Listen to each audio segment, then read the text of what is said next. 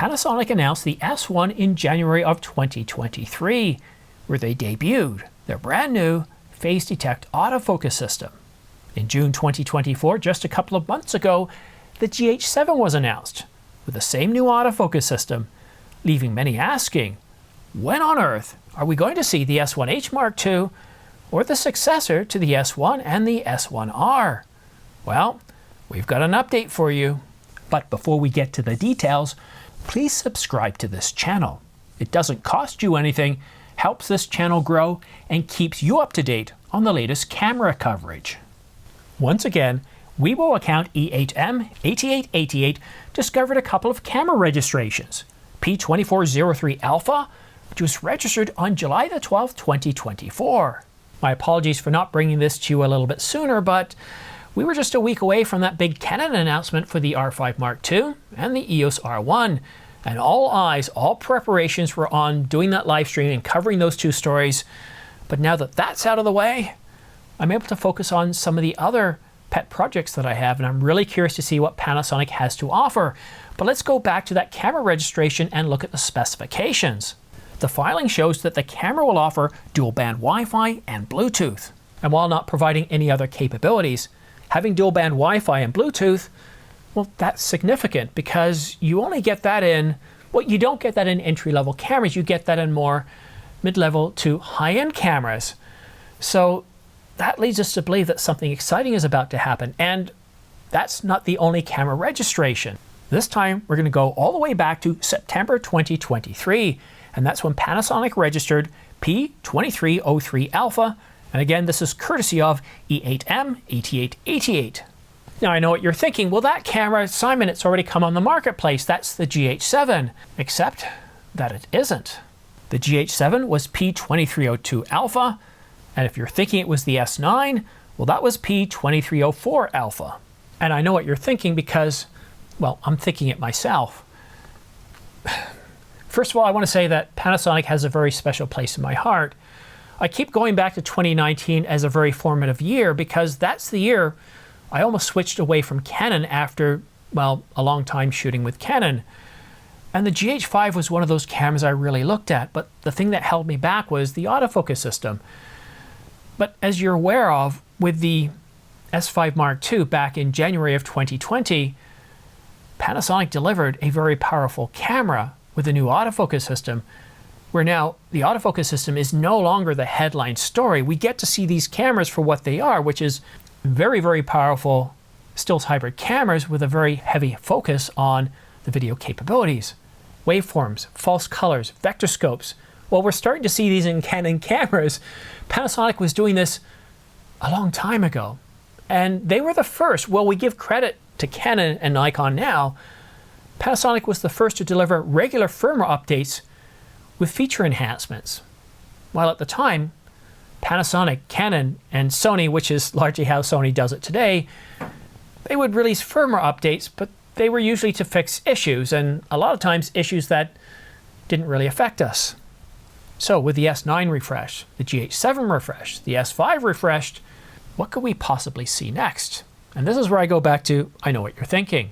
I really expect to see the Panasonic S1H Mark II, but I also expect to see a refresh of the S1 and the S1R. Now, based on what I see from Nikon with the Z8 and Canon with the R5 and the R5 II, there really isn't any reason that those two cameras can't be in one camera, giving us an update to, well, the S1, the S1R, and the S1H. I really am interested in the S1H because I'm a video shooter primarily, but I'm really curious to see what they do with the S1.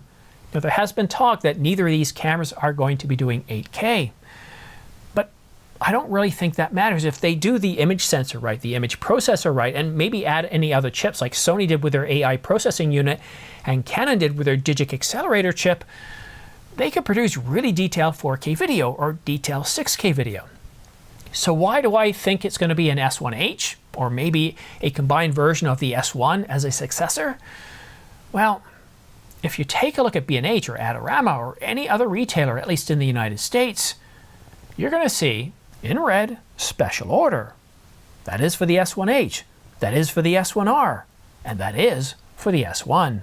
But if you've been following this channel for a long time, you'll recall that I mentioned this several months ago, expecting maybe a May or June announcement. Back then, only 2 of the cameras were special order.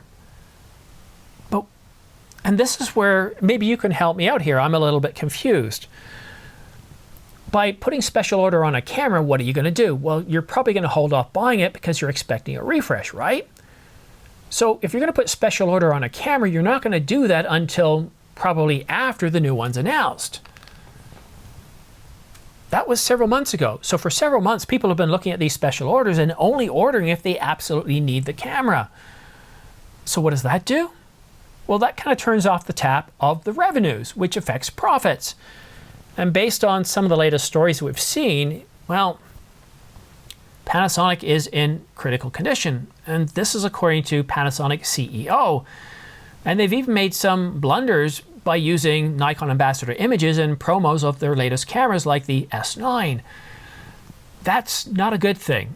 That shows that behind the scenes, this company is probably overworked with not enough resources, not enough money, not enough people, not enough time.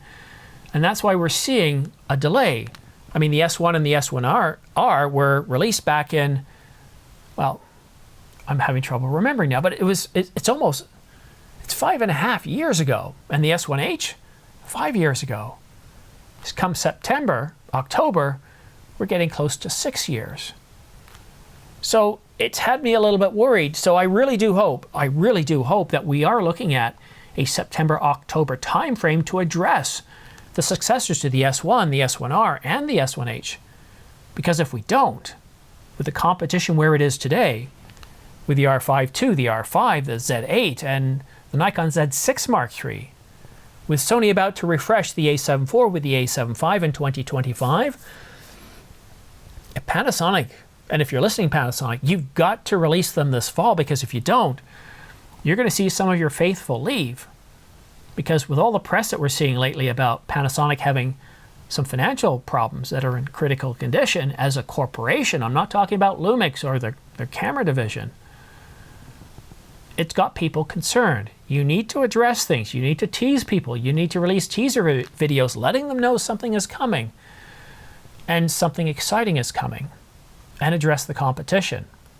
Because the last time I checked in terms of market share, Canon's still king, with Sony catching up quick, and Nikon even improving market share, with Panasonic in the other bin, along with Pentax and OM Systems.